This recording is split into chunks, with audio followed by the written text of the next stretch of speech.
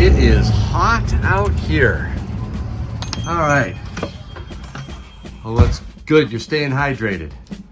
Yes, thank you. How you doing? As well as can be expected. How many of these tubes do you have? Oh, great. There you go. You're going to clean me out again.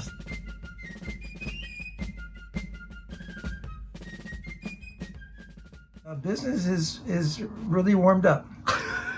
We're in the dog days of summer right now, and looks like the price of silver and gold, or maybe even the doghouse with it. Monday, Tuesday, Wednesday, let's see. With a little luck, we'll survive the week, but I don't think I'm going to have anything left. It's been very, very crazy, the demand. But you did get some in. I did. I finally got the 1 ounce buffaloes. They're actually from Sunshine, one of my favorite producers. Oh, do they have the security thing in the back? They do. Oh, nice. I like those too. Very nice quality. Sunshine is one of my favorite companies. The quality is unapproachable. 1 ounce bars. Yes. And of course I have the 5 ounce and 10 ounce bars. Sunshine minting. Ooh. Yeah. Nice. You got the bars. Oh yes, the Italian bars from Ital, Preziosa, whatever it is, and the. Come on, let's hear your Italian, man. No, yeah. When I was in Italy, in southern Italy, everybody speaks English, so you can be a real baby about it, you know. You can be a traditional American cowboy, right? We went to the Grand Prix up in the north. Not as many people speak English there.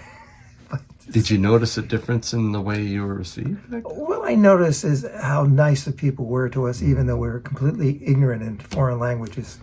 I mean, it really were. It was fun going there. And we went there for the Grand Prix in Monza, and everybody's a rabid Ferrari fan, but they don't care who you're cheering for. They're very, very nice people. And it's kind of sad to see that's where the pandemic hit the hardest in northern Italy. But hey, we all survived somehow. Yeah, no kidding. Waiting for the next pandemic. Oh, please stop it! Stop! Don't say that. You haven't had any monkeypox, have you? Oh my word! No. I'm so sick of these fabricated pandemics. I am too. Here we go. Where's that foreign gold piece that you had? The 1915 piece? 1915 100 Corona. That's sold one yesterday, sold the last one today. Of course, I'm selling them for a good price. But those are beautiful. They are. I mean, it's a nice hunk of gold. Like this one? That's a smaller hunk of gold. Yeah, which one is that? That one's the 1882. Is it 20 lira? Yeah, that's 20 lira. Yeah, that's. And I have some 10th ounce. I've got a lot of 1/4 ounce. Okay. 10th ounce prices have come down. They haven't come down completely, but they're getting there. Of course, you still have your Eagles and your Maples over there, right? The premium did go up seriously on the Eagles, and I know for our wholesaler, there's a reason for it. I mean, they do the math pretty precisely. I don't know what the online people are selling the Eagles for, but I suspect everybody's going up. How many of these tubes do you have? Oh, great! There you go. You're gonna clean me out again. I have. I think I have. Let's see. At least 20. All right, they're gone. No, I'm not going to buy 20 of them. Oh, yeah. And then these bars. I think there's a lot of trouble coming for Europe. And as a speech, I'm not sure who was making the speech because I was trying to shave and get out of there this morning. But it was there in Europe, they're trying to accumulate as much natural gas so they can store it for the wintertime because they're not sure what's going to happen with Russia. But that kind of discussion about, accumulating gas and storing it, that's a direct reference to what's going on in this country. There's one country in the world that could supply gas to Europe, ship it over there so they can store it there, so they wouldn't be totally dependent on Russia. It's obvious who they're talking to. I don't think there's going to be any response. And that's a shame because, the Russians can turn that wheel back down. See, a little bit, is this too much pain for you? Okay, we'll turn it back up. It's really bad. They are totally dependent on Russia. The effect of turning the ruble into ruble, as the president said, is that they double the revenues. Okay, you take a little value out of the ruble, you're multiplying the value of their of the exchange when they're getting their gas bills paid. How many products do windmills provide? Because petroleum provides things like plastics and pharmaceuticals and cosmetics and pretty much everything you can imagine. And you break the petroleum down into a lot of very useful chemicals. But what do we get from windmills or solar panels? Do we get any other products? No? I'm assuming that's a rhetorical you can question. use the electricity to make things? Out of what? I mean, I don't get it. I don't get the new scheme. Someone's got to explain to me how if you take petroleum out of the mix and make it as carbon neutral, trees will start to die. I know that, but that we won't be able to make things out of wood. I don't get it. Post office is going over 50% electric vehicles in the next few years. Just heard that on the way. Yeah, well, I bet you'll see some parked in front of your road and the lights will be blinking until the battery goes dead. Did you see the link I sent you? Which one? The lady that bought a car, and then within months later, the electric car battery was totally toast, and they said, yeah, it's going to be, I think it was $17,000. No, $14,000 just for the battery, not the installation. That's right, and not the installation. What are the old ones? What's the trade-in value? Zip. Good luck with that. Oh. And that was very disappointing because I'm a big fan of Ford, and I've always had Fords, and I just can't believe that they're abandoning their electric car buyers. Yeah. But I suspect that a new bank of batteries, is that, hey, what did you say? A new bank of batteries on a Tesla, probably more expensive than that. Oh, absolutely. The windmills, the wind turbines, green energy is largely optics because it fits their narrative about climate change. And everything right now is all about climate change. That's true. And it doesn't matter, what is really the fact. Nope. Nobody cares about that. No. And, the article about the carbon footprint of an electric car compared to an old smoky MG or something like that. Great article. At least they're looking at the cost to the environment of the mining that goes into the metals that we need for batteries and right. and things like let's see, what else do they have? All the electronics that they're putting in these electric cars. Yeah, I saw another article talking about just the solar panels and the cancer-causing material that is made in those and how that gets recycled. And they exposed just how dangerous that could be. They had to recant and retract and constantly because the lobby and the activists came down on them so hard for saying what they said, even though it was true. It's just the pressure on them to conform to the party line and make sure they say it right is so strong. It's so heavy-handed. Yeah, I'm interested to see what is actually being recycled and what is not being recycled. And there was, again, a study done in England because the recycling seemed to get on a boat and go somewhere. So they put tracers, and this is worth looking at. They put tracers in the recycling to track it. And, a large part of it was going to Poland, and it wasn't all being recycled. Another large part was going to Turkey and wasn't being recycled.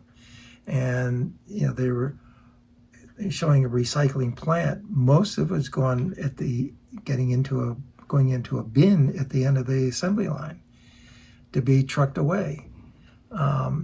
I mean, people really need to start paying attention to this. I'm a faithful recycler. I rinse everything out, and but I bag it. Right. They don't like the fact that I bag it, but I bag it so it doesn't blow in my backyard. But you want to follow the science. I'd like to see what. Well, right? I do want to follow the science, but I mean, see, I grew up in the days where I lived on the coast, and I remember the barges that came out of New York, out of New York City, would travel through Long Island Sound, on a great big barge with flocks of seagulls all over the barge. And they go out to the end of Long Island Sound and dump it in the ocean. Okay, that's what they used to do with it. And I remember sailing across the, all around Long Island Sound, and we had charts. So we knew where the rocks were and where not to go. The charts had areas called spoilage areas. So when you were in a spoilage area, and I guess it was where the currents went this way and that way, so that we'd stay there. We used to just dump the trash there. That's what you were supposed to do. This is back in the 50s. Wow. But the charts, the charts that were government, sponsored charts, had spoilage areas. Amazing. So when you sail into a spoilage area, and you can tell because there's trash all over the place, you dump your trash. And for boats that didn't have a holding tank, you dump that there also. That's just accepted is the way things were. And, I lived on a river. I lived in a town called Riverside, and there was a river there. Every house on the river dumped their sewage into the river. Wow. And that's just the way things were back in the 50s. It's like third world type stuff. Well, when they replaced the sewage line here, that was 2005. And I questioned these guys about, hey, where's it going now? There's a river down here. Oh. It's just, I know someone who had a Prius and probably still does. And I said, so what's it going to cost when your batteries need to be replaced? She said, the cost of a new Prius. Yeah, it's totaled. I said, why? She said, I'm going to trade it in before that happens. Exactly. That's where I do think there's a massive miss here with electric vehicles, EVs, that we're just whitewashing. We're seeing an administration just say, don't look behind the curtain. We'll take care of it. Take the article you just sent me in that video, okay, the $14,000 charge for the batteries. Mm-hmm. Well, that doubles the carbon footprint. So, I mean, yeah. And people need to know this. If I had an electric car, I would definitely have one of those amorphous solar panels on the roof. I'm not about to get stuck out on the road because I don't have any power. And we see more charging stations around, but you never see anybody at them because people are afraid to exceed the mileage capabilities of the car. So they're charging it at home and using it for short trips. Absolutely. And then, if you have to go over a certain number of miles round trip and you don't know if there's a charging station there, you just take out the Porsche. There used to always be a correlation between all the commodities and the dollar index. And, what's the true value of the dollar? Well, I'm pretty sure it's something different from the dollar index. Because the dollar index is a selected group of countries and their currencies. And, if they were all strong currencies, that would be one thing, but they're not. And do they include things like China? No. Russia? No. Australia? No. The dollar index is a select group of countries, and I don't think it's a very accurate index of the value of the dollar. How about the accurate index for gold? Well, that's the thing. That, when gold dips, there are a handful of countries around the world, specific countries, in Asia and the Middle East that buy gold. Buy it up. Okay, that's not happening right now, and I suspect it's because every country in the world is so dependent on oil, And the European Union is having a serious problem getting their energy needs straightened out. I suspect that they are much more concerned about securing oil supplies than they are about central governments buying gold. And I suspect that the ECB, if one of the countries wanted to go buy gold, I think they'd probably discourage that purchase. Well, what are they going to buy it with? That's the other thing. You're going to buy it with euros? It's tougher for our European friends to be stacking gold right about now. Well, it used to be that countries that had a lot of U.S. treasuries would go to the IMF and trade those in for gold. I don't think that whole structure exists anymore. And so we're not seeing a correlation between gold and the dollar anymore at all. I mean, the dollar goes up, gold might go up. The dollar goes down, gold might go up, might go down. Who knows? I mean, it's just no correlation. I think the correlation is still there with oil, because oil is now a universal currency, and metals don't seem to be correlating to anything, especially silver. I mean, silver seems to be like the orphan in Wall Street circles. Heavily manipulated. Yeah, it has to be. And ignored. But for now. The other thing that concerns me the most is they recently held stress tests for key banks. What is a stress test? It's the ability of a bank to survive a run on the bank. Okay, so how much cash? They have enough cash on hand to survive a run. Does that mean they're expecting a run on the banks? And what would cause that? I mean, why are they so concerned about a stress test? And why are they making sure that these banks have lots of cash unless they're expecting some sort of a run on the banks? And what will that amount to? I mean, will you be able to get any cash if you go to the bank and demand your accounts? That's a big concern. So I tell people to be the bank, get their savings. If they can get it out, get it out. But leave enough to do their It's just the odd things that the Fed is doing now. Yeah. And I don't think there's any precedent for it. Speaking of gold, though, you do have some very nice pieces in here, right? When you love silver as much as me, it's really easy to get carried away. Sometimes I just can't keep my hands off of a good deal. So when SD Bullion told me that they wanted to give away some silver for free, I was happy to lend my voice for the cause. Now, how much silver are they giving away, you ask? Boom! Yes! 500 brand new Silver Eagle coins will be going to one of you. Just click the link below and enter for your chance to be the next big winner. Yep, okay, got it.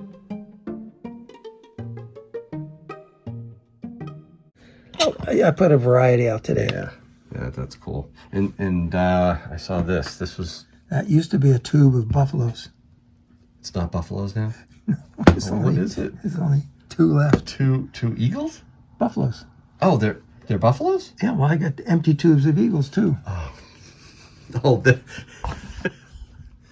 yeah, there you go. There's They're one running out. One in there. One eagle in there. And this was a full tube of 2022s. People are not buying too long ago, and now there's one 2022 left. Oh, type 2? My favorite. Yeah, it's a 22. All right. I have more of this on order. I don't know how the wholesalers are keeping up. I mean, the wholesale I go to, he amazes me with how much stuff they have. And, they're going all over the world to make sure they have what we're looking for. I don't know how long that's going to last either. Yeah. How you doing? I'm good. How are you? Very good. Thanks for stopping into Tim's. Sure. And you say you watched my channel? Yeah, I had checked out the channel about a year or two ago. I was just scrolling through videos and I was like, looks like Tim. I had seen Tim for quite a few years, so I was like, see what that's all about. Oh, that's awesome. I started out collecting. I went to the standing Liberty quarters. I always thought those were pretty unique. I had collected with my grandpa. He did the Mercury dimes, the Washington quarters. Right. And then I did the standing libs. I have a lot of them, but then the dates get pretty tough, like the 1916, the 23S. Those are pretty tough dates to find. Got to find those metal detecting or something like that. Right. And then I do a little bullion. Picked up some eagles, maples, and such like that. Little gold. Back when gold was probably around $1,200 an ounce, I had picked up a couple like $5 gold pieces and things like that. More unique stuff, that pre-33. Yeah, you like the unique Yeah. metals and even bars, right? Yeah. Yeah, I heard you say that. You were looking for some one-offs, something Yeah. really interesting. Some old Engelhards or something like that. those are Or nice. some of those mints. They had a bunch of mints back in the 70s, where Yes. silver was not very expensive back then, and they could make some kind of thing. Art bars, anything from San Diego Zoo to Nixon or whatever, and they could put it on there and they could sell it for much more than the silver price because it's collectible. You like those? Yeah. You also, is that a silver ring? It is. I made Is it this. a coin ring? I actually poured this myself. No way. 3 9s, gave it a hammered finish. I had actually checked out Silver Dragon's channel, and he had showed me the whole way to make the rings. Awesome. I had made a few of my own bars and such. Uh-huh. Yeah. Very nice. It was actually an end of the year project. I just graduated, and seniors had to do some kind of project, and I chose to make this ring and a few other silver bars, kind of be my own mint. That's great. Made a few coins. I love it. So what are you planning on picking up today? Anything catch your eye? I basically go in and see what Tim has that's Right. kind of more, like I said, unique and such. These got the sunshine mint bars in, right? Yeah. Well, thanks again. I Sure. appreciate you allowing me to record you. Oh, absolutely. All right, and keep stocking, buddy. Yep. Well, Tim, you need to stay hydrated, stay cool. Yeah, I appreciate it. Okay. Thank you, Yankee. No problem. Have a great one.